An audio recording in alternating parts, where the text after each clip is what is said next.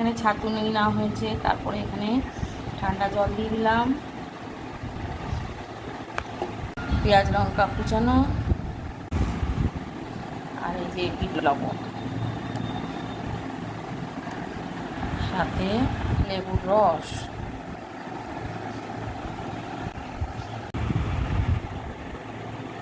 খুব সুন্দর একটা জলখাবার সকালবেলা, এই গরমে এরকম জলখাবারই বেস্ট। বন্ধুরা, কীরকম লাগলো ভিডিওটা অবশ্যই কমেন্টে জানিও।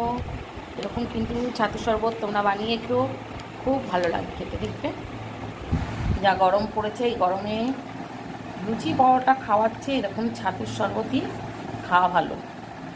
তো দেখো, এখানে ছাতুর শরবত করে নিলাম বন্ধুরা।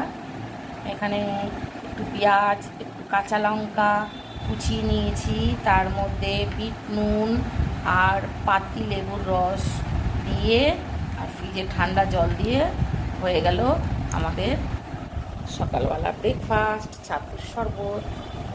তো দেখো, ছাতুর শরবত হয়ে গেল সকালবেলা ব্রেকফাস্ট।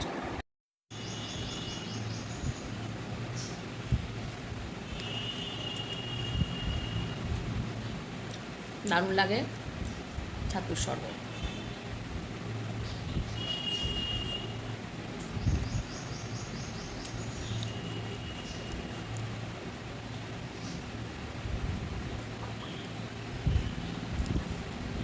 এই এক গ্লাস খেলে মোটামুটি পেটটাও ভরে যায়।